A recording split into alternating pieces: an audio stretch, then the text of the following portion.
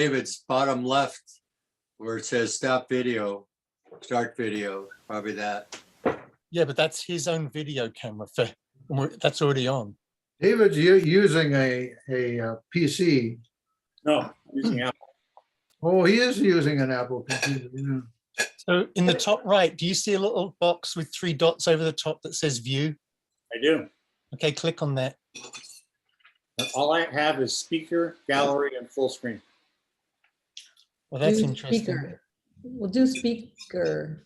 I'm on speaker now. You are? Huh. Well, try full screen. What does that do? It makes you fill up the entire screen. Oh, Well, yeah. what haven't you tried? Huh.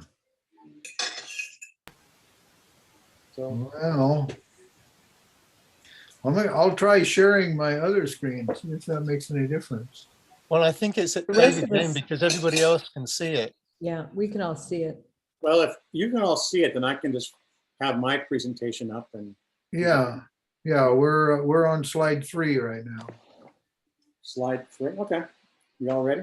Would you want to go back to the about me? No, it's because it's just a title slide that I put in about me, and then I'm with this third one with the fellow sitting on the camper. Okay. So that's not you on the camper? It is not. No. It's a old dear friend. I was introduced to photography in high school by Kent Cameron, and that's him on top of the camera. And he was just a wonderful fellow. He built this camper. And one of the things he did as being the photo teacher at Lincoln High School in Seattle was he took kids all over the place, here to Whidbey Island, Olympic National Park, Mount Rainier, North Cascades, and took pictures all weekend. And then we'd spend the week back at school processing and printing. So why didn't I want to get involved with that? These guys were having the most fun of everybody. So that was my introduction to photography. So go ahead and change there, Paul. Okay. So that is a picture that I took of Kent on one of our outdoor trips. And one of the things that you'll notice, it's delicate, but the two people on the left, they're both back in the early 70s when I was in high school. They basically allowed that. So after high school, I enrolled in the Art Center College of Design, which is a professional art school in Pasadena, California. This is a group shot after my first semester there. And the fellow in the middle in the yellow sweater is Charlie Potts. He was the chair of the photo department. And among his many accomplishments is he photographed the surrender of the Japanese Imperial Army to MacArthur on the deck of the Missouri, and Charlie Potts photographed it. Oh. So he was one hell of a guy to learn from. But while I was there, change slides, please, Paul. Okay. I fell in love with still life and tabletop. And when I got out, this chocolate image was pretty typical of what I was doing. And that's what I had my heart set on, and that's what I wanted to do. So the beginning of my career, next slide, Paul, is I got out of school and then I moved to New York City. So you should be seeing an image of the Statue of Liberty and the Twin Towers. Oh, fabulous. Wow. So when I left school, I got 3 names. And one of the names was Barry O'Rourke, who was a graduate of Art Center in 1959. Change slides. And he hired me on the spot. And that's him behind the camera. This was in a mall in Atlanta for Women's Day magazine. That's the editor on the right. And barely you can see the guy in the back next to Barry on his right is the art director. And back in those days, the only way that we could really check to make sure that our flash was synced with light and got the right exposure is to use a Polaroid camera. And that's what I'm doing there is checking the light and pulling the Polaroid. So the downside to working with Barry is he had come from Chicago and had become a generalist, which really didn't happen much in New York. Everyone specialized. So he was doing a little bit of everything. Change slides, Paul. Okay. And here we are back doing a shoe ad. Are you seeing the woman standing on the little sawhorses there? Yeah. So we went from fashion to shoe ads to change to the next slide. Here we are in St. Croix. I'm checking the light behind Barry Lane, shooting this lovely model in a pool. I'll tell you, it's tough duty traveling to St. Croix with models, and that the guy standing up to Barry's left is the hairdresser. Change slides. So one of the assignments that we got was to photograph the independence of Antigua and Barbuda in Caribbean. And another shooter that we had took this picture of Barry and myself dancing in the streets there in Antigua and Barbuda. So one of the things that Barry did while I was working for him was start a stock photo agency. And that's where you would resell your images to people that needed a shot of whatever, fill in the blank, and they could use it. So change slides, Paul. The one thing I was starting to do was wander around New York, always carrying my camera. Because one of the people that was very close friends with Barry was Jay Maisel, who was one of my idols growing up, still is, actually. And this guy Trotsky was a guerrilla artist who was painting his paintings all over the sides of buildings in New York. And change slides, Paul. And you can see that Columbia Records and Bob Dylan liked that image and used it on Bob Dylan's album, Oh Mercy. So after I was with Barry for about 4 years and I left Barry, change slides, and you should be seeing a panorama shot of the Eiffel Tower. I moved to Paris and I worked there for about 1.5 years. And one of the things I started doing, change slides, Paul, was I befriended a whole bunch of street artists. And I began doing photo reportage of street artists. And this is a mime who actually I'm still friends with today. Change slides. This is a juggler. And this is how they made their living, but they also auditioned this way. So they would basically audition, and people who needed entertainers throughout Europe would come to Paris, watch these guys do their thing, being a mime, a juggler, magician, and then hire them to come to their clubs or whatever they needed to do throughout. Change slides. And this is how they would put their makeup on, is just through a broken mirror just on the side of the street. So I did that for about 1.5 years. I moved back to New York, changed slides. And this was I fell right back into the advertising mode. And this is an ad I did for Sheraton Hotel. Change slides. Corporate portraits. This is Muriel Siebert, whose name probably nobody knows, but she was the first woman to chair the New York Stock Exchange. What about that? Change slides. Another client I had was Club Med. So this was obviously someone taking a shower. Going back to Sheraton Hotel, Sheraton International, that's the hotel in the back room in Doha, Qatar. And from my street days, I would wander around and went on the other side of the bay and just saw this guy. He just kind of held this pose for about 3 exposures, and the company used it. Cool. This was one I did in the market in Bahrain, and on that same trip shooting for the hotels. This one sold as stock. The company did not use it. Not that I was expecting them to, but in time off, I would just spend as much time out in the street doing whatever I could. Change slides. This is a kid playing with pigeons in St. Mark's Square in Italy, in Venice to be specific. So after that, I took a job working for a packaging firm that were called Gersman and Myers. And these were ice cream shots that I did. And we did this composite shot to help promote what the covers and the packages were going to look like. So change slides once more. And so I branched out. And I was sort of getting back to what I was doing at Art Center and shooting lots of products, lots of hand models, lots of packaging, lots of illustration. So at that time, I was married. My second child was on the way, and my then ex-wife really hated New York. She just didn't like it. And so we were both from the Northwest. She was from Spokane. I was from Seattle.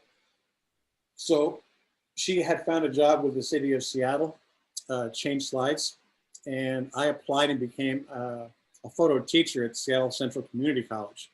So this is a photo of us teachers actually at Fort Worden at a conference for all the new instructors. So I taught commercial photography for about 5 or 6 years. I left there, changed slides.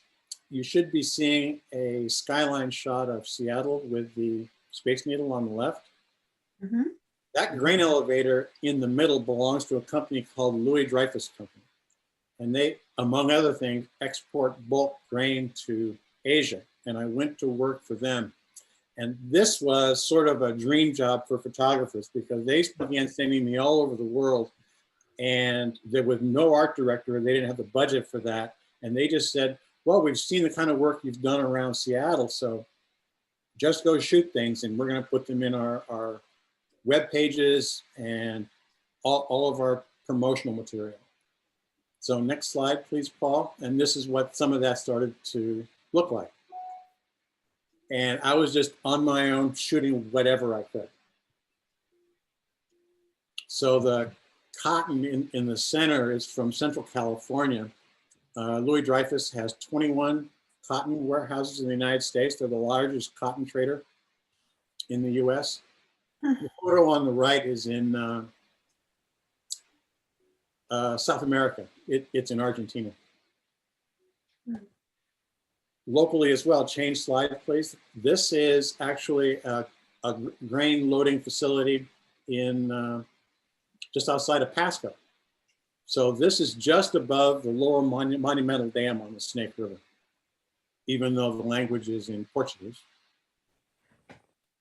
Took a local photo and moved it there. Next photo, please.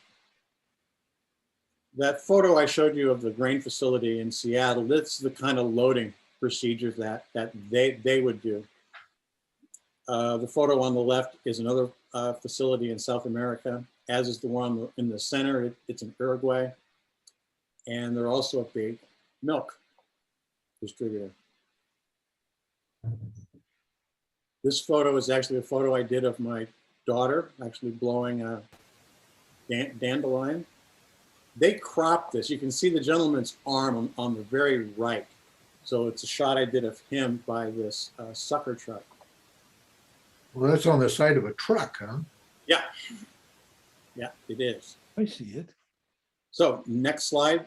This is in Belgium, where they're exporting orange juice, frozen and concentrated orange juice, and they're testing it. They test each batch before they put it into trucks, and then the trucks drive all over Europe. David, I have a question, if I Yeah, could. sure. Are these pictures that you took, most of them appear in ads? The ads, promotion, internet ads, brochures. So far, every photo I've taken appeared in something. Oh, okay. Thank you. You bet. So this is a picture I did it at one of our facilities in Indiana. And I just did it for myself. I just love the graphic nature of it. And one of the reasons that Dreyfus just sent me and just really didn't give me a whole lot of direction is that, well, you just come back with great stuff, and whether you think we can use it or not, please send it to us. So if you go to the next slide, well, that's how they used it. And the more they did it, the more I was inspired just to start shooting really whatever I possibly could, even though it didn't really fit the norm of do little air quotes of what a lot of past practice may have called for. Next slide. So this is a facility on the Snake River, but this is just below the dam. This is called Windust. And we were actually coming back from lunch, and the sun had kind of come through the clouds, and I just told the guy I was with, hey, pull over here real quick. I just like to get this shot. And I just liked it for myself. I just thought, hey, this is a great shot. I mean, it's on my website. I use it for a lot of different things. But when I got back to the city, I sent it to Geneva. That's where the corporate headquarters for corporate communications is. And if you go to the next slide, that's how they used it. They thought it was great and used it in several ways. Go to the next slide there, Paul, and you'll see what's interesting. They used it in a closer shot, but then they flipped it. Those of you who've been in any kind of marketing or advertising or magazine work kind of will get used to the fact that they will see it and it needs to fit a layout in a different way. So even though it's backwards, basically we're the only ones that know it's backwards. So as long as it fits the layout, away you go. Next slide. This is in Wittenberg, Germany. It's an ethanol plant. And again, I did this one and they thought it was great. And as do I. This one is, I believe this one's on my website as well. Next slide. This one's in Seattle. This is actually longshoremen tying up one of the boats. This was used in a couple of calendars for Dreyfus. Next slide. Again, the contrast of the latter against a large ethanol tank is something I just liked, and they used it. Next slide. Yeah, ethanol. One of the things that Dreyfus has throughout the Midwest, that one is in Claypool, Indiana, just outside of Warsaw. And so they take corn and make ethanol. And as most of us know, during certain times of the year, it's blended with gasoline. So it's kind of ironic. I said, I think we're the only country that takes food and then turns it into gasoline. But we grow a lot of corn in this country. That one grain facility I showed at the beginning of the presentation exports between 5 and 6 million tons of corn and soybeans a year. Just that one facility.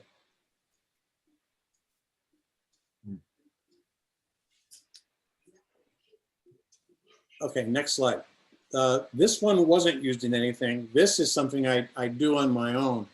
And I have a whole series of shots outside of hotel rooms I've stayed in. So this is just sort of a pet project, and this is a pano shot that I did in Portugal. Looks like a really wide angle lens. Well, it's not. It's actually a series of about 8 or 9 shots that I stitched together in Photoshop. Huh.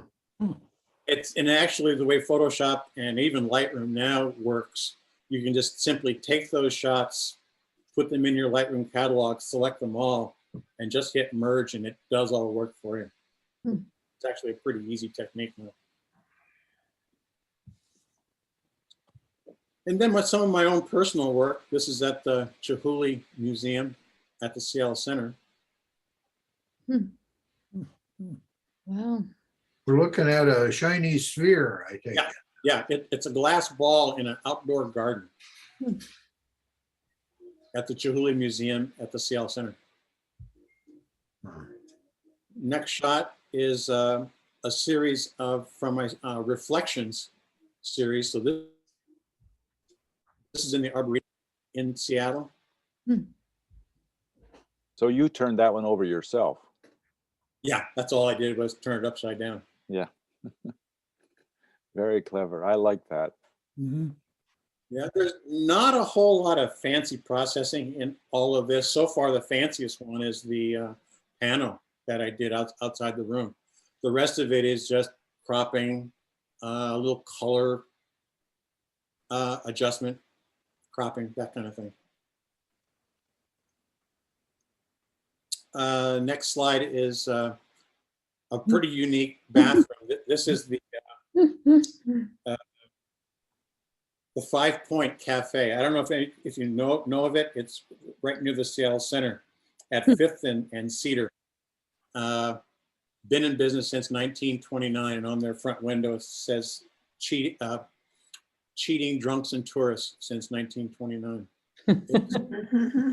It's a very colorful place. The other thing, having a camera with you. Oh, go ahead. Did you have your hand up? Is that the actual color of the urinal, or did you? Yes, it is. Oh, okay, just curious, 'cause they were, okay, never mind. Yeah, not much manipulation, not at all. Like I said, just sharpen it a little bit of crop, and that's about it. Okay, we should be looking up, and this is a famous restaurant across the street from the Westin Hotel in Atlanta, and the hotel wound up using this shot in their book inside the hotel.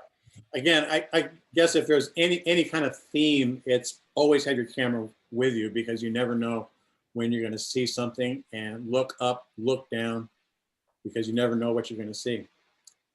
Next image actually is inside the Westin Hotel, actually from the bar, looking straight up. And I just converted this one to black and white.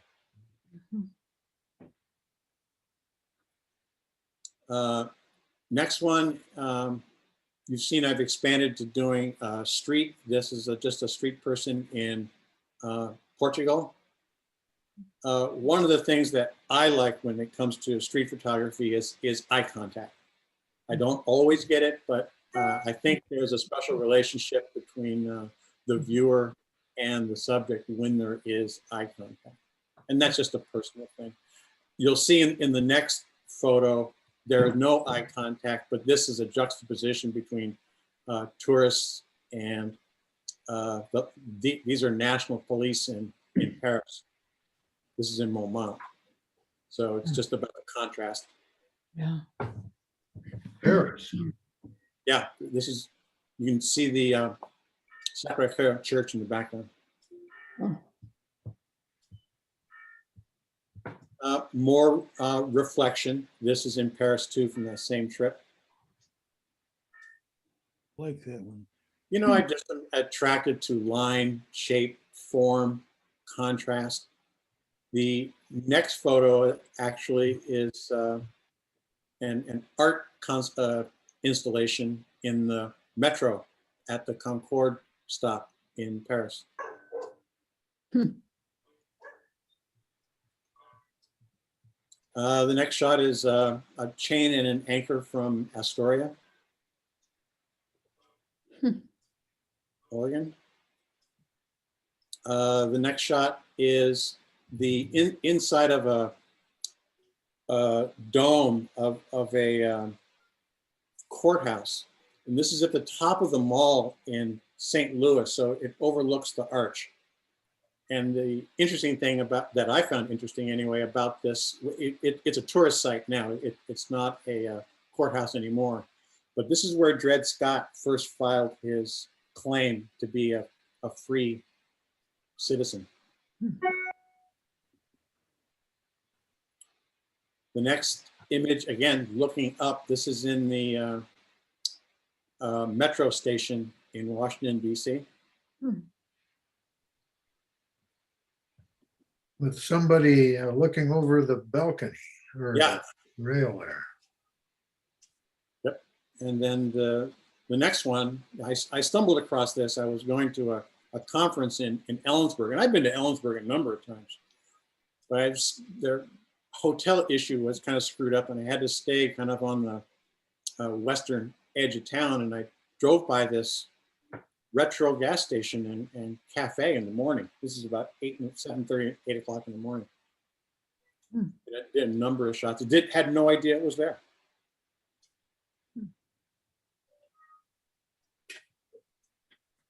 You're looking at something really, yeah, it's in Ellensburg. So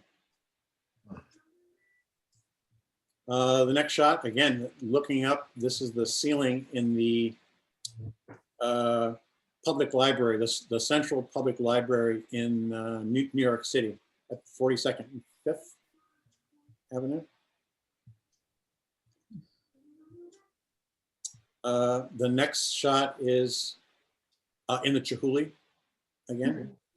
This is just me just seeing color and zooming in a little tight on what was there.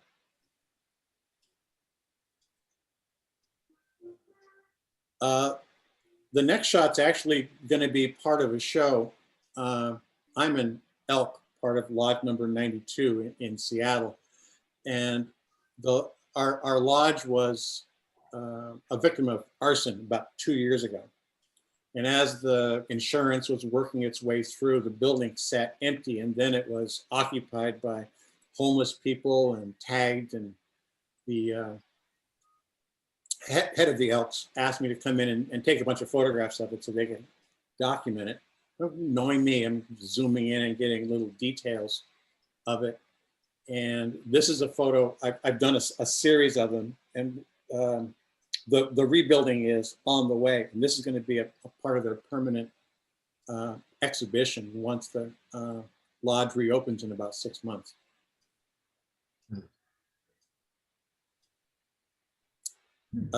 The next one, again, you can tell I like reflections. I have a whole collection of them. This is in a fountain inside the Museum of Modern Art in New York. Oh, you didn't flip this image upside down now, did you? What the heck? Are we underwater here? It's just a reflection. It's actually turned around. I don't get it. But, okay. The next image, actually, I made a mistake. The 4 slides ago with the rectangle, that's the ceiling at the Library of Congress in New York, and this is the library ceiling. Okay. The next one, there we go. My wife and I are huge parks fans, state parks and national parks. And this is a shot I did of in Grand Teton National Park.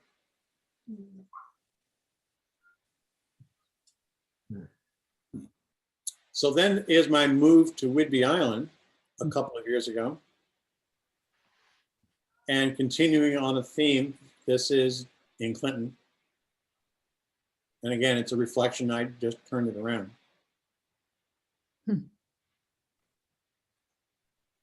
couple of years ago, I discovered OLF, which I'm sure all of you are very familiar with. And I don't know if you've gotten the opportunity to be this close to when these jets do their touch and go there. I'll tell you, it loosened some of my feelings. This thing was so freaking loud. Where were you standing? That's not alongside the highway, is it? It's just off the highway, and I can't think of the name of the road, but it's right off of the north end of the runway. Okay. And we've all seen the jets fly. There's 5 or 6 that do the loop. Yeah. So about every minute or minute and a half, one of these would come flying over my head, touch down, and then take off again. Yeah. So he's going toward, is that Mount Rainier in the background? Yeah, yes, it is. So he's going south then. Correct. So. How long a lens were you using, David? 300. Is it cropped quite a bit? It's cropped, yes. It's still cropped a bit because the plane is probably, I don't know, 300 yards from me, 200 yards. About closer to 300.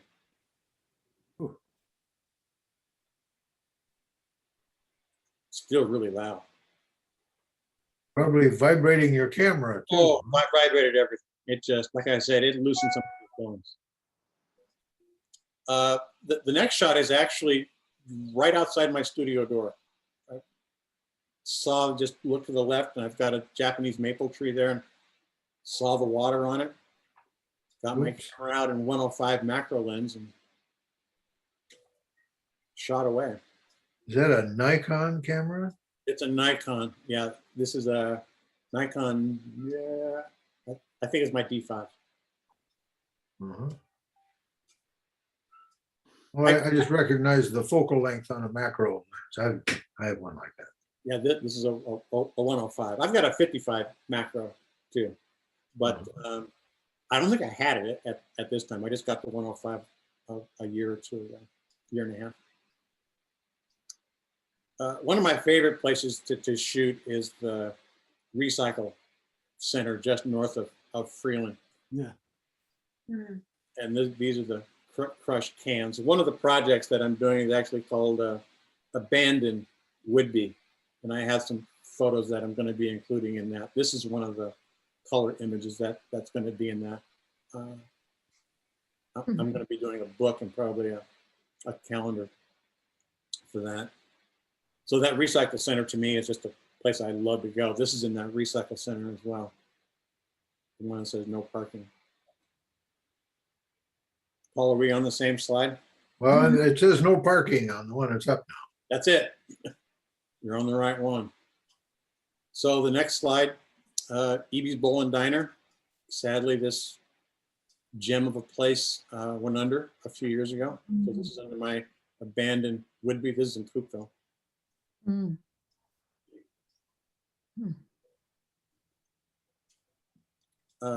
Not abandoned. This is the glass blowing place in the middle of Langley.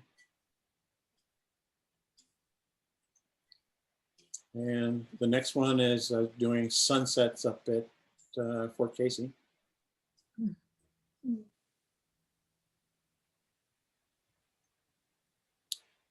And these bottles are actually in Montana. On a drive I took through there. And the next one is another one from my yard. You don't have to go very far often to get an interesting photo, I don't think. You just need to look hard enough. I'm wondering about the lighting on that. Because I've been trying to get pictures of leaves and branches like that, and I can never get it to look quite like that. What is the time of day when you took that? I don't remember the exact time of day, but to me, what helped this out tremendously is that it was an overcast day. So I didn't have direct light. Yeah. Unlike the previous one that's in color, that one was in the sun. Oh yeah, the one right outside your door. Yeah. Uh-huh. So I live on 4 acres here, so there's lots of trees. And when I get an environment like this, I just sort of wander out in the back. I got 2 acres of just trees in the back. Mm-hmm. Plus the lot next to me is completely wooded. Is your car? Actually, this car is just down the road from me. And what I'm doing with this is I'm making I have it. I'm installing it as we speak, a 6 by 9 foot print of this one. I'm putting on my back wall in my studio. Yeah. 6 by 9 feet. Ooh, Yeah. That's really good. Who's printing it? A company called Limitless Walls. Oh,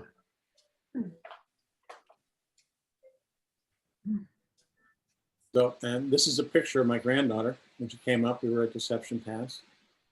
well, I see you're in the picture too. I am. Cute. Like I said, I know how to use Photoshop, and I use it. I use those things sparingly. So yeah, I could have gone in there and taken that out, but I didn't. Oh, It's better that way. yeah. I think so. Mhm. So the next one again from my abandoned Whidbey, you might recognize this from Bush Point. Mhm. So you've changed the background? No. I did change the background a little in this one. We got some of the houses out of there.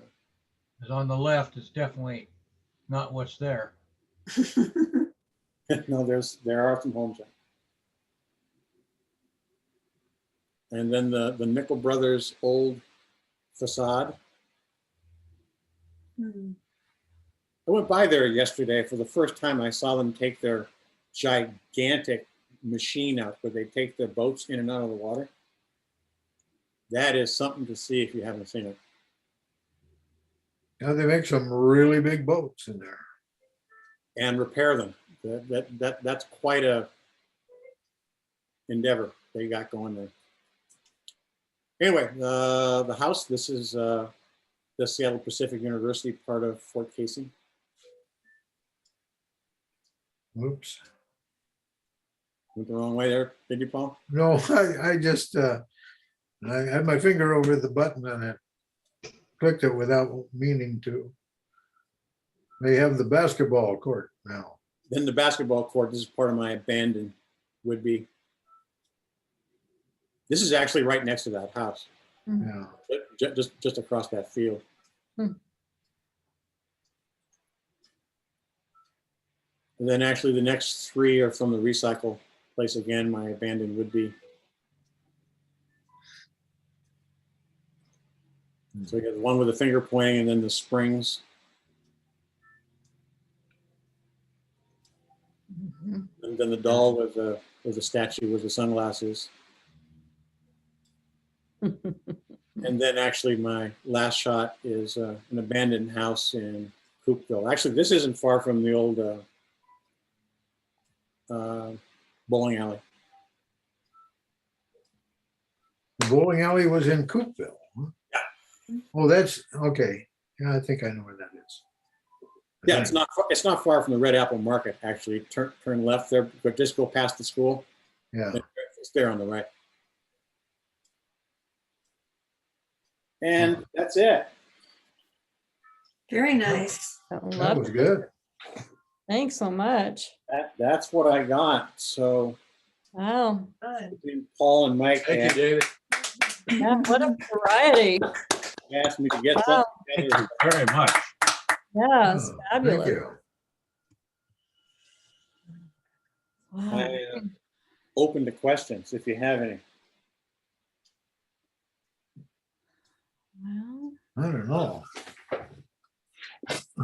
So how do you, I'll tell you what, if a question comes up, Paul has my email address. So if you're sleeping on something and or you're looking at a replay of this and want to know, I don't have any secrets or whatnot. I share any technique. I think it's so how did you get started selling things? That's, to me, the hard part is there's a lot of great photographers, but getting somebody to buy your stuff is the hard part. well, when it comes to selling fine art, which I've only been doing now for a couple of years, I'm not sure.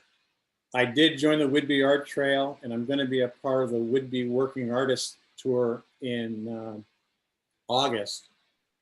And I didn't have any idea, but I'll tell you what, it's a great group of people, and they're really coming together, and they're all open to giving me a lot of ideas. And when they said open your studio, I just thought I'd open the studio. You would see lights, you would see booms and stands, and you would ask me about my work. And then I was talking to the painters, and they've got work that's more up on the wall. They've got their frames, they're mounted. And I thought, oh, maybe I should do more of that and make it kind of a quasi gallery. So that's what I'm in the middle of now, and that's why the idea of putting the 6x9 foot vinyl print up on the back wall was about as well. So when people walk in, so I have a 1,000 square foot outbuilding and it has a big garage door on the side. So when you pull up and park, you can kind of see inside, and when you walk in, you'll look across it, and one of the first things you'll see is 6 by 9 foot print. So basically what I'm doing is trying to draw interest. One of the ideas I got from Mike was do 4x6 cards. So I just got one of those little turn devices you see in the card store when you get postcards. Uh-huh. And I'm going to print a whole bunch of cards and put them in there and have those at a much lower price point. He said he had great success doing that. So as far as selling fine art, I'm really very, very new at this. So I really don't know. These are all ideas that in September or October, I can let you know how they're doing. I'm doing better with people actually hiring me for either workshops or hiring me to do coaching. I can tell you a lot about how to get work from a company, from a magazine, for example, because I would do research for a magazine, put together a portfolio that would fit into the kind of work that they do, and let them know that I'm available to do their work. And so I'm much better at doing that than I am fine art. You probably know more about selling fine art, any one of you, than I do. So these are all ideas I'm working on, and hopefully they'll sell. Good luck. I'm not sure I answered your question. Did I?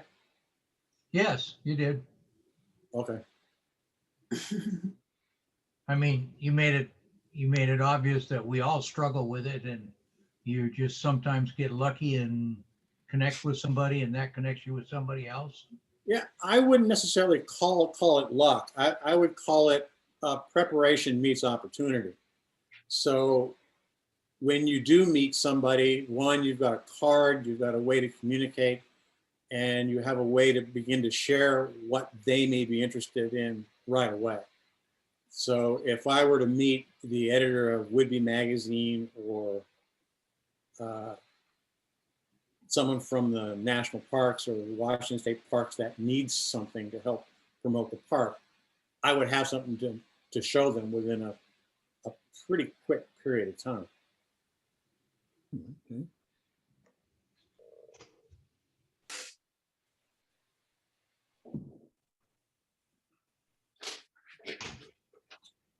Well, now I'm afraid to share my screen again. And also, I don't know which screen I was recording, so it may be the. You got the audio? Well, we got the audio. That's the main thing. But I'm afraid that the recording is my main screen, which showed the next picture coming up, as well as the one that was being displayed. And I guess you guys were seeing just the one picture at a time, I hope. Yes. Yep, you worked perfect. Yeah, it went really well. David, you did a great job presenting that with, the difference in technology. Super. Impressive. Yeah, well, one of the things that I did a couple of years ago, I have a different screen up, but back there on the wall are probably about, I don't know, 8,000 or 9,000 35 millimeter slides, and I've been slowly copying those. And so a lot of the images from the first part of the presentation were from that. Same with negatives. The early pictures of Kent on his camper and from the woods were from negatives, and I did digital copies and flopped them around in Lightroom. But Hey, David, your picture of Nichols Brothers. yeah, One of our club members is cousins with Matt Nichols. oh, okay. And about 4 years ago, Matt let the photo club tour the production activity. So we got some great shots of welders and ladders and brackets and stuff that I think that you would love. Some really big boats too. Yeah. I would absolutely love, like I said, Ron, I was there yesterday, and so they had the big gate open as well. And you can always see the cranes, sticking up from above. And I had that exact same thought. I go, wow, what a place to tour. if we get to do it again, we'll for sure invite you. Oh, I'd appreciate it. Thank you very much. How long ago, Ron, was that you went through them? It was about 4 years ago, and the fun part was each of us shared the pictures that we took, and then we produced a book, and we took Matt Nichols to lunch and surprised him with a book Oh, wow. thanking him for letting us. Oh, what a come into great the- idea. Yeah, so it was, you know, a complete circle of fun shooting, and then to give a thank you that he had no idea was coming. Well, I think it's time to do that again. Yeah. That's a wonderful idea. Yeah. So who's going to put that together? Well, it would be our co-member Danny Egerton. And so we'll mention it to him and see if we can do it again. It would be a good starter for what we're trying to do to rejuvenate the club. Resurrect, it's the Resurrection Committee, isn't it? Well, I've been hearing, I like rejuvenate. Yeah, that's better. if you don't mind me asking you guys a question, I've been hearing this resurrect or rejuvenate. And I'm brand new to the club and only 2 years here on the island. So where is the club, and why does it need new life, and what can At one time, Ron Norman was the president. Well, we never really elected anyone. They just volunteered to be president or something like that. I can tell you the complete story. that's what I want. David, there's a lady on the island. Elaine, Yeah, Elaine. Helene Chandler. She had just arrived like yourself, but she came from California where she was a member of a photo club. So she puts an ad in the Whidbey Record seeing if there's anyone that wants to start a club. Well, that night, the room that she had made arrangements for, the manager forgot to leave the door unlocked. So we all met. We met on the street in Langley, and it was so dark you had to get real close to the other people to say, "Are you here for a photo club meeting?" And sure enough, we rounded up about 12 people on the street. And then someone says, "Well, let's go to the library. They're open till 9." So we started out with 12 members, and those first 12, I think there's still maybe 4 or 5 of us that are still part of it. I'm one. But then we just started working on the organization, and the assumption was that Helene would be the president. But she gets sick, and she sends out an email and says, "I need somebody else to take over." And nobody responded. And so I felt real bad about missing the opportunity. So I volunteered to lead it for the first 3 years. And then Tom Hannafy followed me with 4 years. And then we broke it up to subsets of quarterly leaders and so forth. And then COVID hit, and actually COVID had a benefit, and the benefit was Zoom. And the quality of the viewing of each individual's pictures is so much better on your home computer than it is at the screen in the meeting hall. Right. So I think COVID actually added something to our meetings. But why does it need to be resurrected is the question. Well, the level of participation has dropped off because there's nobody leading right now. But we need to reconnect and to start doing the photo shoots where we either go astrophotography or industrial photography or wildlife photography, and get everybody back in back out with their cameras. So I think we have a great nucleus and there's no reason not to get us moving again. We just need somebody that's willing, that wants to do the work of being a president and come up with what's going to happen at the meetings. It seems like nobody's really wanting to take on that job. Yeah. That's the problem. Well, how about you, Karen? Nuh-uh. Yeah, So, well, I think because there's a lot of reluctance to make the investment in the leadership role, that if we start out again and we break it up into smaller components, I think it will get us to the point where somebody will actually hopefully step forward and say, I'm the person. So, Well, also you could do it like my garden club does, MPA. It's like we take turns each month. So we all have to participate and produce some kind of a presentation meeting for the year. And doing one meeting isn't nearly as no, 12 complicated or hard on you as having to do a whole year's worth. for 3 years is a lot of work. I also did the Yeah. newsletter. So, yeah, there is a lot of work behind the scene. So, but I don't want it to die, and I'll do whatever I can to help.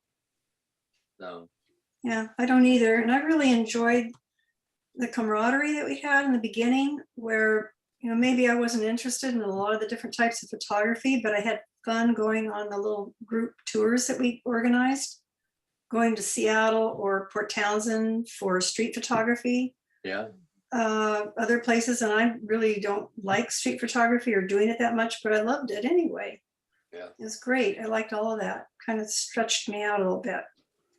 well, and then there were also some nice friendships generated. Mhm. Karen and I have been to Kearney, Nebraska, and Bostel Apache in New Mexico, and so That's you know, it. you're Ron and gonna I are find- the big wildlife people in the club. So yeah. So, not just wild people, but wildlife. So David, maybe you can be a stimulus for us and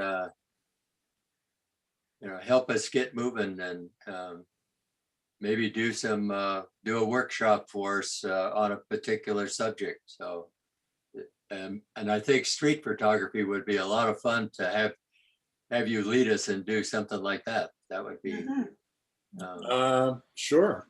okay. Do it in Langley or Port Townsend or Yeah. somewhere local, I assume. Mhm. Yeah, when we did the Pioneer Square and Pike Place Market, we were actually practicing to ask permission to take somebody's picture. Mhm. And we were surprised the number of people who said absolutely not, some of the homeless people. And then some of the really strange folks at Pike's Place Market, they were dressed like they wanted attention. But when we tried to take their picture, they got upset. I mean, There's actually a little bit of a Hmm. skill in doing that, being able to take someone's picture.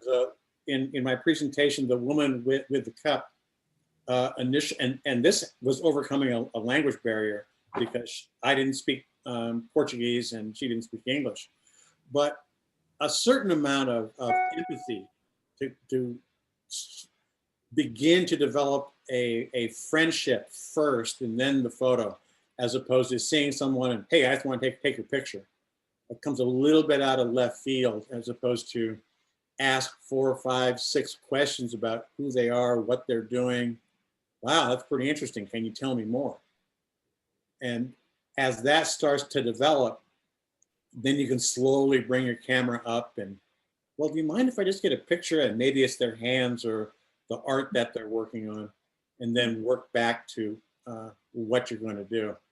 So, and it can take time. It can take from several minutes to 30 minutes to an hour if you're really committed to working through that. A lot of people think, well, he just walked up and clicked the shutter and did this. Mm. No, it takes time. yeah. one of the most fun ones for me was Cheryl and I spent 10 days in India. And at one of the parks or one of the monuments was a family with 3 generations. And they were all absolutely beautiful. And they were stopping for ice cream and started a conversation. And before you know it, I had the whole family lined up for a picture. And the dad wasn't smiling. And yet he gave me permission. And so I started joking with him, and I finally got him to smile as well. And so it is an investment in time, and you're never disappointed if you make that investment. So No, and I'd also suggest having some kind of business card and giving them something as soon as possible. yeah, You know, or at least showing them the image on the back of your camera. right. You have it on your camera. Worst case is bring out your phone, take a quick shot with your phone, and send it to them immediately. Yeah. You know, something back in the old film days, you couldn't do, especially if you were overseas. Because I've always not been able to send it to anybody because they hesitate to give me an email address. some I of give you, them my card and it has my email address on it, but nobody ever wants to share their there. identity, So which is okay. Speaking of cards, giving cards out, I don't know if you all know about moo.com. I'm sure moo, Moo.com. as in the cow, moo. Yep. Yeah, I got my cards from there too. I love them. Yeah, and they're really nice cards. And what's really nice about them, I don't do them necessarily for selling, but just for making connections like this. And you can put, I think, up to 50 different images on them. So if you get 50 cards, you get 50 different images. If you get 500 cards, you can, get 10 of each or whatever. So if you want to pick your best images and have them printed on little business cards, pictures on one side, and you don't have to pick one picture. The back design is consistent from one to the other, but it's really, I think it's fun. Mm-hmm. So you can print on both sides of the card. Yeah, so you have your contact information on one side and a picture on the other side. Oh, But you don't have to pick one picture. You can pick, I think it's up to 50 different pictures. well, that's pretty cool. So it's fun. So Yeah, it's they a offer nice- a lot of different card stock and shapes. They're expensive, but they really appeal to an artist. Yeah. Moo, as in a cow, moo, Yep, MOO. MOO. moo.com. Moo.com. I like it. I'll show you one. Let's see if we can. You've got one from Moo? Yeah. So here's, let's see. Yeah, So inspiration. That shows up. that, here's On a the quote. backside? Oh, wow. Oh, nice. And here's, one of our teachers does these. So here's her card, inspiration. And on the backside, there's a Mother Teresa quote. All right, Uh-huh. nice. Very nice. So, and they're very heavy Heavy cardstock. stock, yeah. And I've got about 10 of different ones that I've collected Hmm. over the years. Yeah, what I do is just one of my photographs on one side and then my name and website and email address and stuff on the back. Yeah. Oh. Mine- Oh, yeah. Okay. Just my logo. So, Yeah. but nothing on the back. Oh, Wasted space. opportunity. Oh, waste of space. Well, heck, now I got to get out my card. This is just an Apple template. It's all blurry. Oh, there we go. And it just has my picture on it, Your picture. Yeah. blank on the back. Back in the advertising days, they said if you got a bunch of business cards up, your own business cards, you're not doing your job by giving them away. So, Yeah. They don't do you any good in your wallet. or your drawer. But I have a question on that.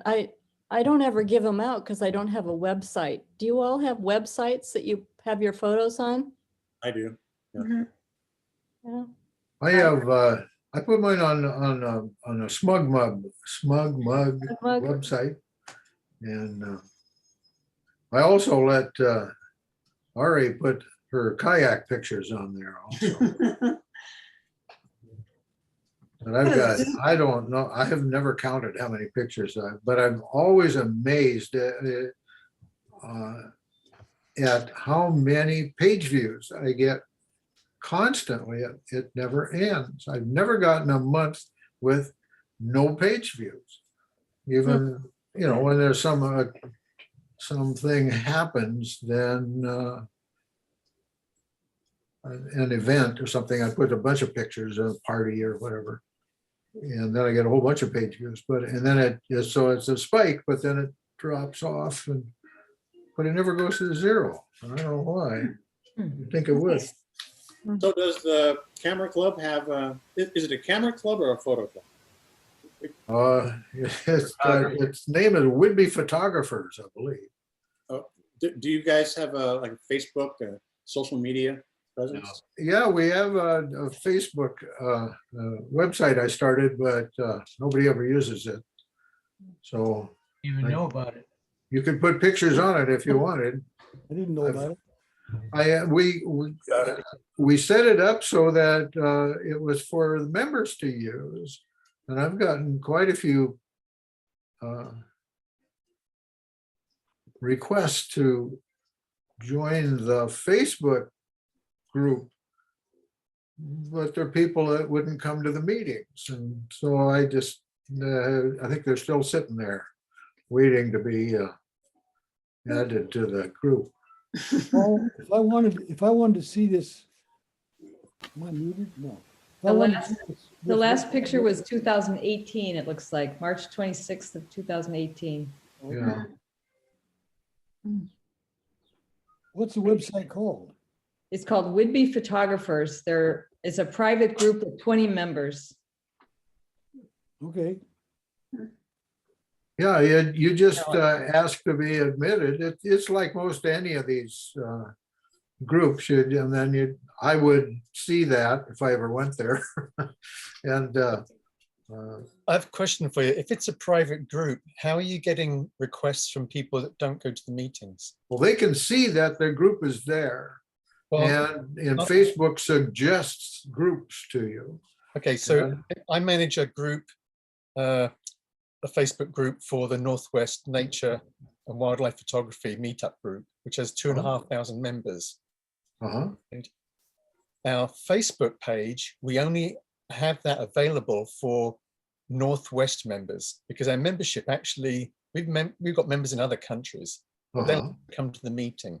Yeah. So in order to, when I first got put in charge of trying to sort this out, we had over more than half of the members of the Facebook group we didn't even know.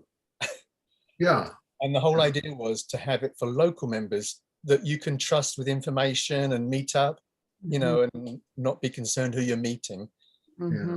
So the first thing I did was change it to private. And if it's private, you cannot see that by doing a search. The way I have it set up, you can see the group is there, but you can't see the photographs that are there. Yeah, I just You can tell that it's present. I mean, that it exists, but you can't. So they used to have a status called secret, and they then changed it to private, but private was supposed to have the same visibility as secret. I don't know. I'll have to go back and look at it again. I haven't. Yeah, one of the problems was with 2,500 members of the meetup group, we were getting, well, I was getting constant requests for membership, and it was a full-time job. And, you know, this was ridiculous because it had to be a local group, Northwest members. And that was the only way to accomplish that.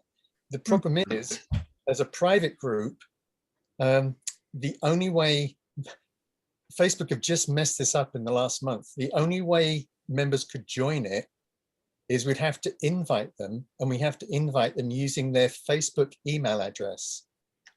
In the last month, this was one of Facebook's rules, but in the last month, they've changed it. We can't even do that anymore. So now we're stuck in this bind where we can't get any new members, but because we can't invite them and they can't find the group.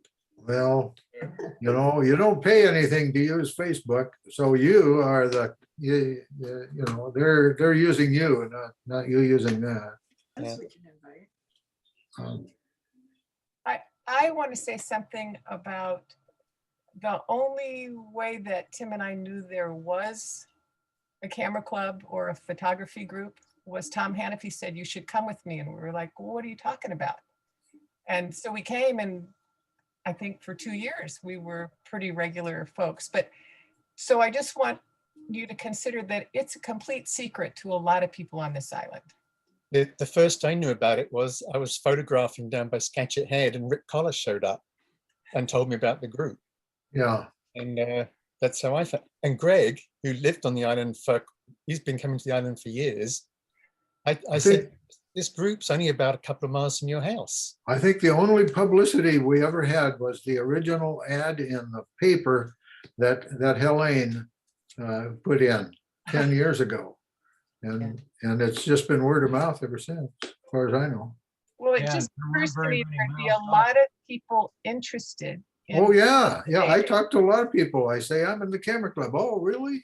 Yeah, That's and about that as far as it maybe goes. it wouldn't be so hard to reinvigorate it as long as somebody was willing to kind of be in charge of here are the meetings, the themes for the next 6 months or however that wants to get managed. Yeah, well, you know that Jan is an expert at that kind of thing. She does that for the Audubon Society. Yeah, I think when we meet later this month, we need to figure out what we want the group to be before we start advertising it. Yeah. And then I think, I know tons of photographers on the island, not tons, but plenty of photographers on the island who don't have a clue about the group. So Yeah. yeah, I think we got to get the cart before the horse, but definitely getting the word, because the same thing I found out about it just totally randomly. And I also want to put a plug in for knowing a photographer. I'm not, I'm a painter, but I love coming to the camera club. Oh, And that's so nice. what gets shared there and there's a lot of inspiration to it. So, yes, you want people there that are doing photography and showing it to each other at least, but there's a lot of us that have a acuity for that with maybe not having the skills that would be willing to be a part of it and pay dues. Right. And I, being a photographer married to a painter, go to the other art group that we have established our membership with, and I give my photos away to them when I notice an inclination of a certain painter to lean towards painting certain subjects. I will go through my pictures and send them photographs and just tell them, use it, use it as your stimulus. And they really appreciate that. Mhm. Yeah. That's the way that's the way I have my Smug Mug site set up. That I have a disclaimer at the beginning that says all these pictures are free for the taking with no obligation. And because I don't want to try to sell any of them. I just want people to enjoy them if they can. You could just add a line, Paul, that says, but if you want to donate to me, here's Well, no, there's a button there. If you want to buy a print, okay. the Smug Mug will be glad to sell you one. Yeah. But they're free to download full resolution and all that kind of thing too. So am I understanding that we're meeting in person next month? Well, that this what- is the Resurrection Group is, We better change the name. Rejuvenation. Julie has reserved us a room at the Golf and Country Club. When is that? I Yes, forget. the 28th. It's a Wednesday. And what time did we say? 4:30. 4:30. We're going to have a bartender. We can order off the menu, and we're going to put our heads together to talk about this club, ideas, where we should go. And I have 10 reserved, but we can always have more. So if anybody else want to come, love to have you. 28th of Julie, July. could you send an invite? to that, Yes. if possible? Well, I kind of do you think I should send one just kind of out to everybody? Well, Julie, Paul put a thing in online about it. I didn't know put there it was in the newsletter, a note about Yeah. that. I didn't know there was a select group. I thought you could just go if you wanted to. Well, absolutely. It's the whole thing is you can go to it. So I'm very new at this, and maybe Ron, you have more experience, because so I said like there'd be 10, but we have that whole meeting room. I just need to tell them how much to set up for, I believe. Yeah, the volume would not be a problem, but I think that for this first meeting, those who've shown a key interest Yeah. in trying to get the club back on track, I think we'd be better off with fewer. I don't know. Oh, yeah? I don't. Why? Well, it's just too hard to manage. Yeah, Yeah. but don't you want people to sign up for stuff? The more people. you No, have, no, this is a planning meeting, it's not a club meeting to show pictures. It's a planning to try to redesign the group and how we want to go forward. Okay, Ron, if that's true, I accept that. If that's true, we can find out who's attending so we can make suggestions what we'd like to see. What? That's very important to me. Yeah. I think people who have an interest in planning should be And there. George, if it's something you're interested in, we'd just love to have you. Just come. Well, no, Ron just made it clear that he wants a smaller group, and that's okay with me. I just want to be able to have some input, that's all. Okay. I'm So sorry. the Julie, date again, is it the 4:30? 28th of July or 28th of August? July. 4:30. Actually, we have no program for August, so we'll have to punt Okay. or not have a meeting. Okay. I'm sorry, Julie, did you say 4:30? Yes, and I'm going to double check my camera. I mean, my calendar. Calendar? Yeah, I put it on my calendar. It's 28th of July. Just try it. Yeah, at 4:30. Yes, 4:30. And I just thought, besides just kind of planning, I thought we should just make it into a party. Showing an interest. Have a glass of wine and order something and have a good time. We'll get a lot done. We've got to refocus things, so. I think more, I have a little different opinion about that. I think people who are interested in planning, as long as they know what the meeting's about, that it's not a Yeah. particular, it's not a particular meeting. I know at least one person on this call who's I an have it in my amazing calendar. facilitator who happens to be sitting right there with Tim. So there certainly are options for, being able to get people together and dream a little. And I think having some of that is a good thing, and then take some of those dreams and Yeah. winnow them down into what do we want to do next. I'm great with that. I don't I think, would like to participate in some way.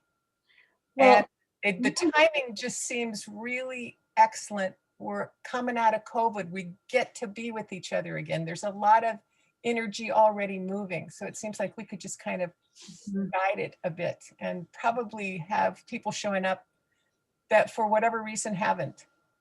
Zoom is wonderful. In fact, our small art group that used to meet at the back of the Commons and went to Zoom a year and a half ago, decided to stay in that format because it's so much easier to show our art and not have to haul it and so on.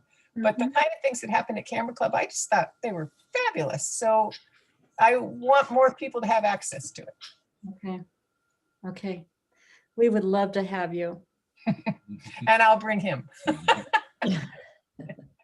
Is there anyone else that would like to join us? I just want to make sure that, I'm so new at this. I just don't want to make a big mistake where you show up and I'm like, ah. One thing that would be really nice to know is that everybody who attends has been vaccinated. My wife has a That's a- real problem with her group, that there's one person who refuses to be vaccinated, and half of the group won't come to the meetings because of Yeah. that. I think it would be wise to be vaccinated.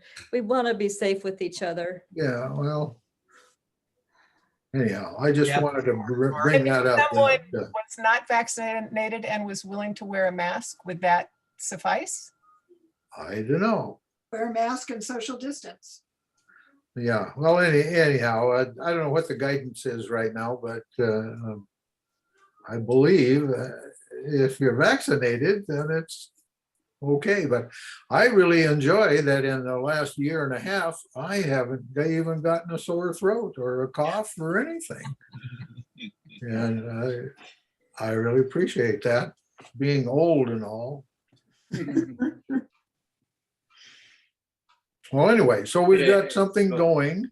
The 28th, huh? And I even plan to be there. In 2 weeks. And Well, should I show these photos now, or are we Let's do it. adequately stirred Before up we go here? there, Sounds good. Before we do that, I would like to give a special thank you to David. David, that was great fun, and Well, thanks, man.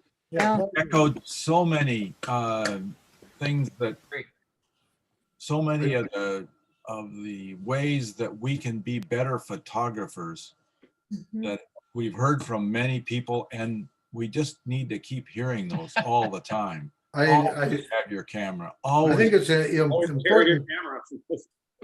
important to know that David created that slideshow for us. Wow. He was, as I was talking to him about it, he was working on putting it together. I loved it.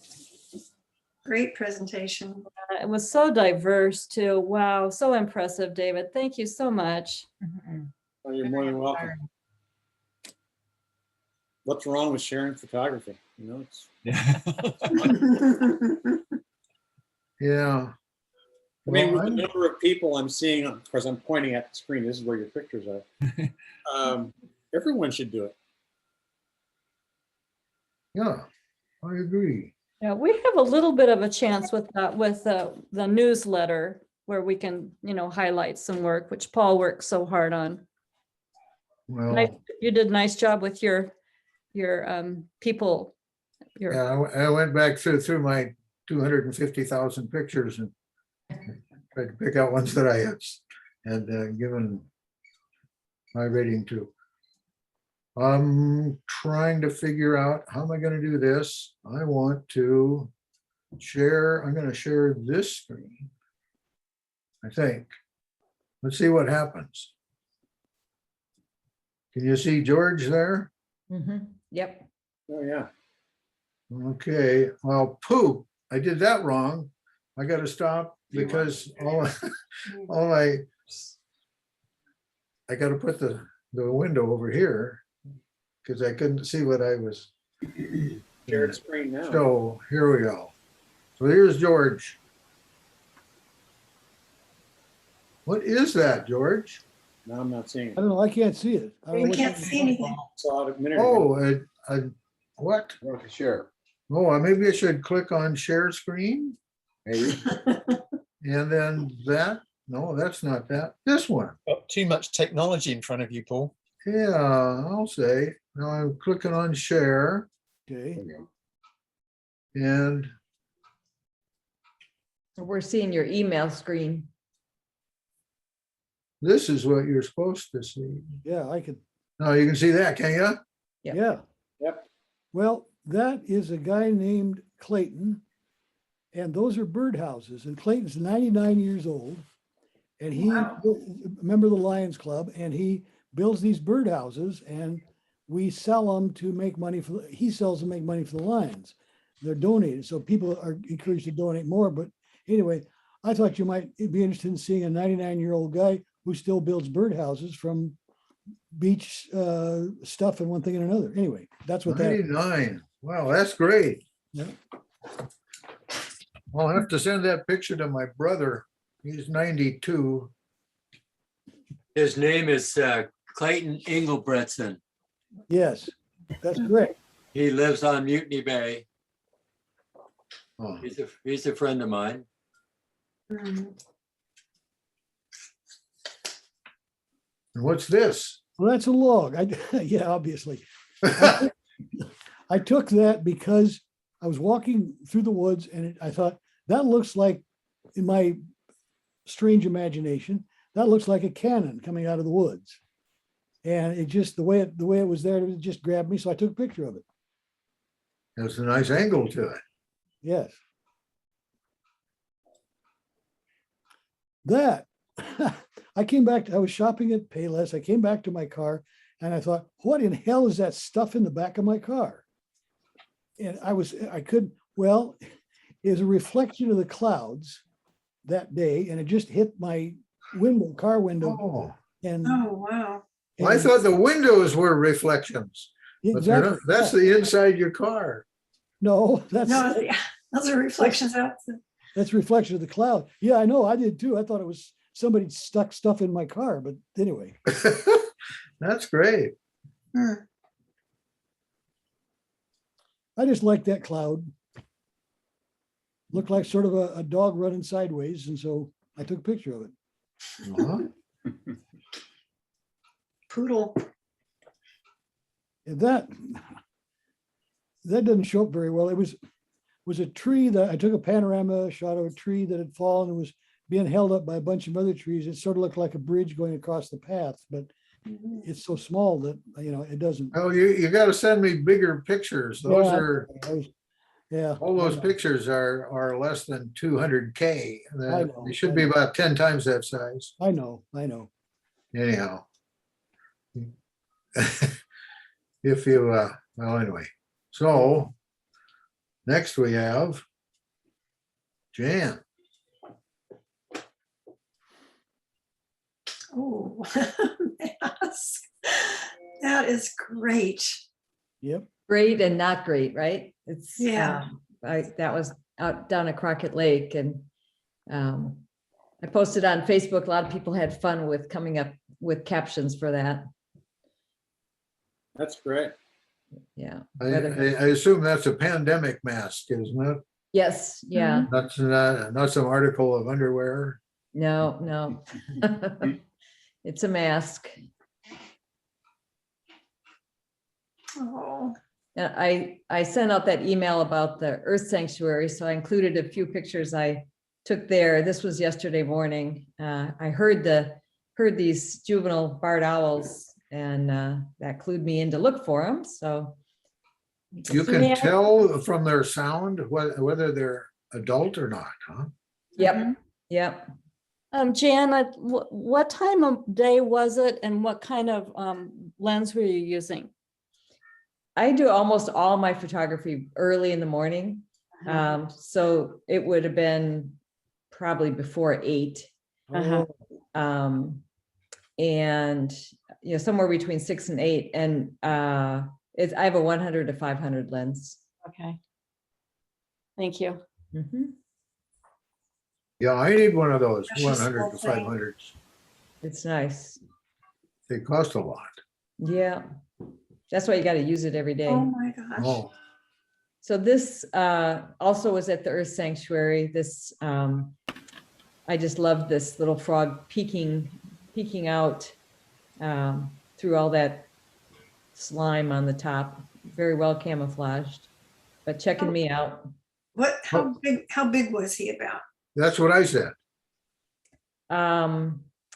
Well, this is all I saw of him, but I got a picture today of the whole frog, a whole frog, and it was probably, I learned that they're American bullfrogs and bigger than my hand, I would say. Oh, pretty big. Okay. Yeah, pretty big. Yeah. Oh. Well, you did you include? Yeah, you did. The osprey. Yeah. The frog. Yeah. Jen, I see them all the time here, Wow. but I hear them, but I never see them. It's hard to you have to really look because usually they're like that with just their eyes poking up and I'm gonna start doing that now because I hear them all the time, but yeah. Yeah. I have a lot of moving water on my deck for the birds, and one of my solar fountains does a nice spray like this, and the hummingbirds just love it. And I thought this one was so fun where it looks like he's really having a good time. Are they drinking the water? No, they just play in it. They like bathe in it. Yeah, had that happened to me. We were just draining the water out of the pressure washer, and I was squirting it over the garden, and down comes a hummingbird and was flying around at it for a long time. Yeah, they love it. I think I have 4 or 5 different water features on my deck, and there's always hummingbirds playing in there. Huh. You know, I've never seen a hummingbird take a bath, but they love showers.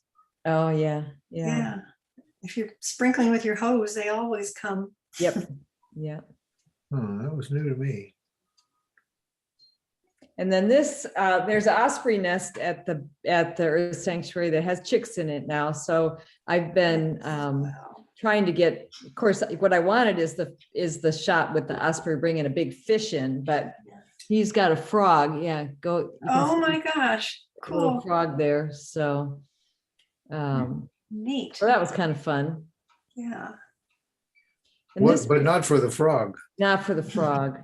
But what I learned, I posted this one on Facebook too, and what I learned is that it's a good thing the osprey are eating the frogs because the frogs will eat chicks, some kind of from the ducks and stuff. Oh. So this picture, I didn't include it because I had too many, but I was playing around with removing that green tree in the bottom right, and then trying to make a really white background and using auto masking and so on, which I'm just learning. And it was hard because there's so many little ins and outs between the feathers and the sticks in the nest and so on. But so I just left it like this for the one I'm sharing. Would you mind if I have an app called Pixelmator Pro, and it'll put in well, it's really good at making things disappear, and it'll let you put in a artificial background sky. I mean, well, it was easy to make that green disappear, but then I tried to make the background like a really stark white, using a brush, and it was. Well, I won't spend any time on it. I'll just do something and send it to you. See what it. You can see how it works. But it would have been okay for looking at from a distance, but if you're zooming in to see what he's got in his claws, then you'd see all my mistakes. So I didn't send it. Hey, Jana, Mm-hmm. I got your fish picture yesterday. My fish picture? Oh, you Yeah. did? Oh, Yeah. darn. I'll put it on Facebook. Okay, I'll have to go look. Okay. This is on my deck. I have a bunch of sticks and things for the birds to perch on. And a month or so ago, the sun was lined up just right, coming down sunset, that I could line up the hummingbird in front of it and get a nice picture. So it was kind of fun. Now, where did you see this? Wow. I've never seen one. I went on a whale watch in the heat. I thought I got to get out on the water because it was so hot. And so I went on a whale watch out of Anacortes. And I asked if we were going to see puffins, and the guys made a special, I don't know, he probably would have done it anyway, but it was by Smith Island. Oh, okay. And it happened to be the very end of the day, and the light was just beautiful. Yeah. And I loved the reflection, the multiple reflections there. Smith Island, huh? Yep. Okay, well, Mike Holtby said he wouldn't have any Wi-Fi connectivity, so he sent some pictures though anyway. And we're still recording this, I hope. And yeah, we are. And so at least he can see your responses to his pictures.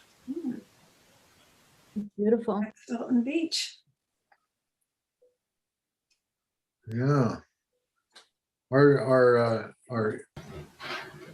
those eagles, are they always angry, or is that just the way they look? They always like that. More intense than angry.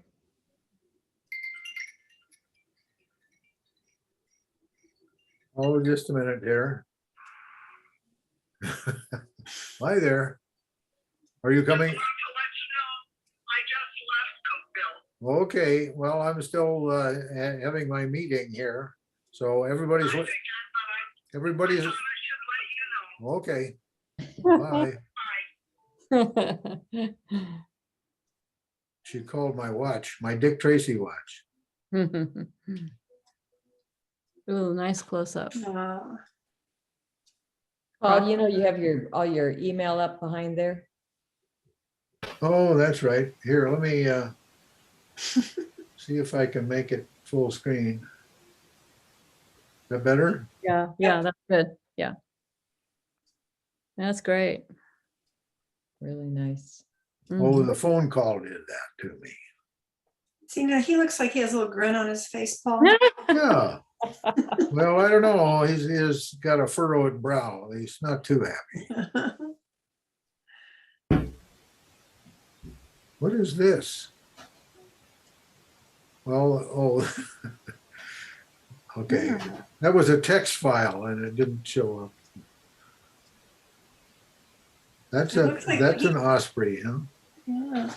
Looks like he finally found his big birds on the island. Yeah. Well, now for something different. We have me. And I don't know what I've got in here. Oh, look at. This is a. What did I do with it? I framed that picture and put it in it's on the shelf here someplace.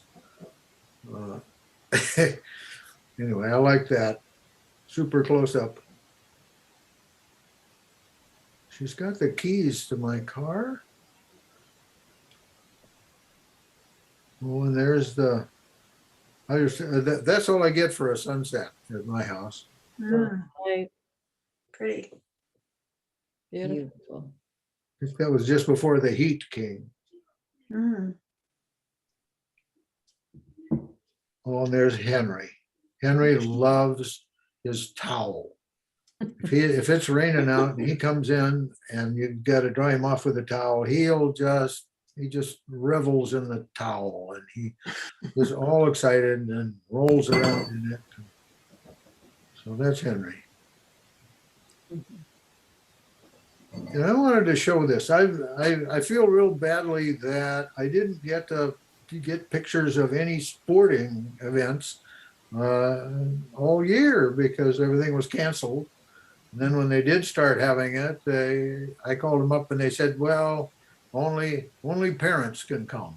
So I didn't get any pictures. This is from the year before. And that one struck me as being really nice because everybody's moving, but except for Allison there, who's going to get the ball, I hope. And then the last one is good times. we had parties, and this was at where was it? This was a Christmas party, I'm sure. And I haven't seen those people for so long. I forgot their names. We already talked about them. Edgerton. And yeah. Anyhow. Danny and Carla. Yeah, Danny and Carla. And Cheryl's back. Yeah. And some other people too, but I guess that's Denny's elbow that you see on the left. But I just like the aspect of the reflection in the room. Mhm. Then we have Ron Norman. He's got one picture. Oh, Ah, I just sent this from my iPhone.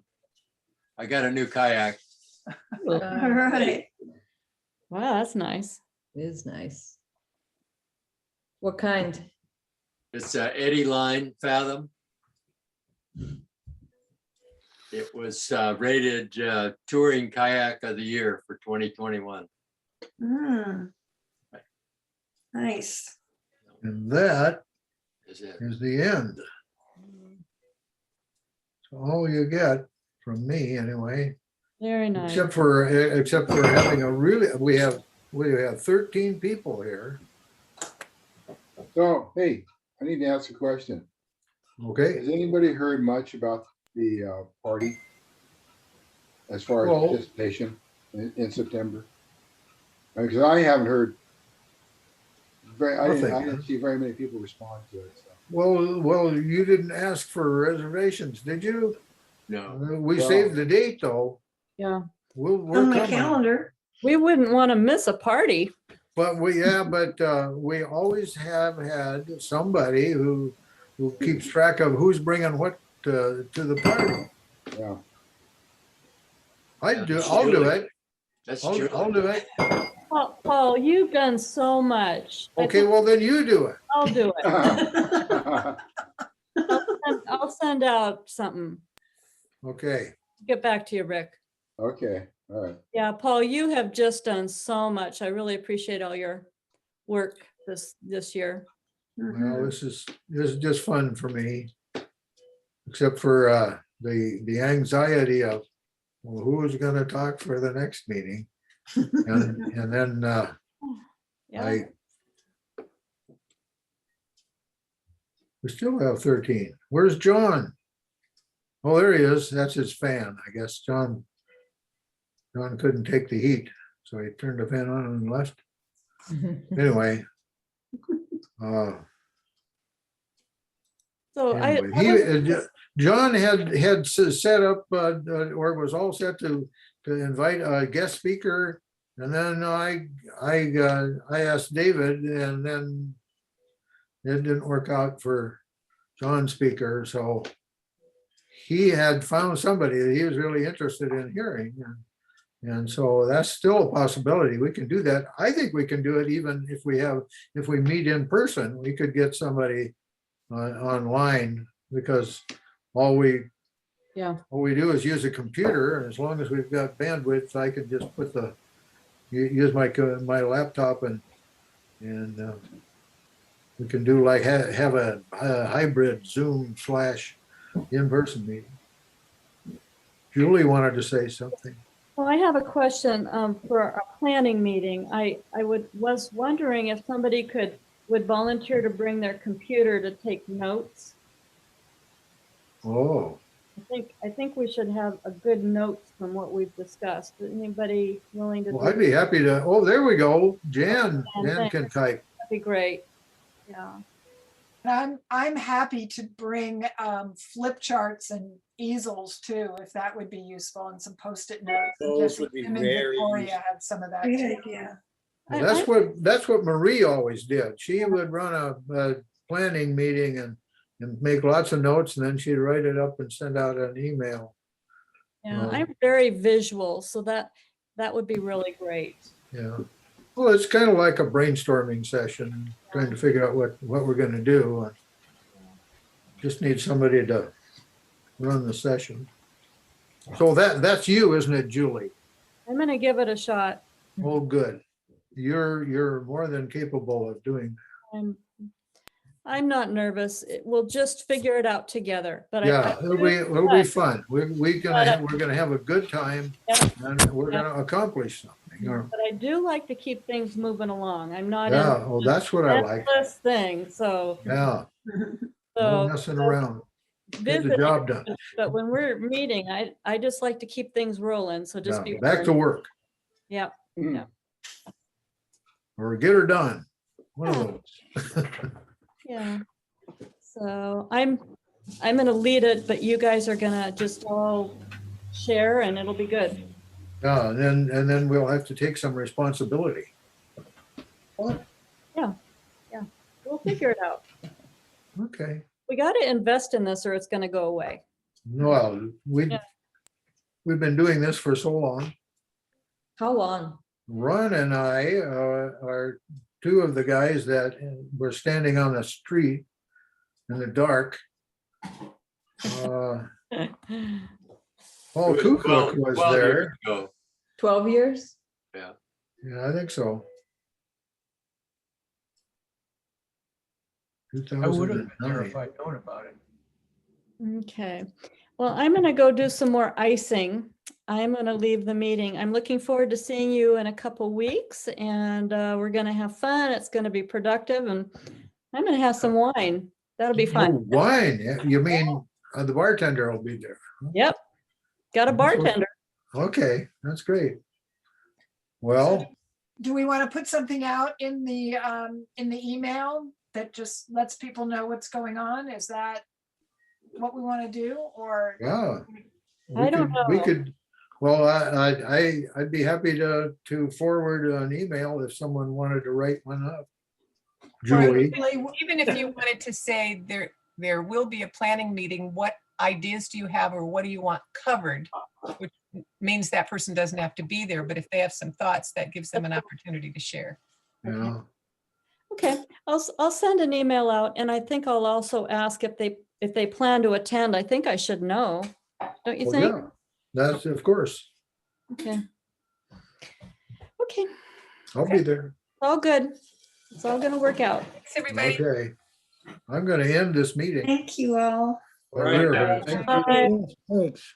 Okay. again, Dave. Thanks again, David. Thanks, David. Thanks. Yeah, Thanks, David. Oh, look forward to seeing you all again real soon.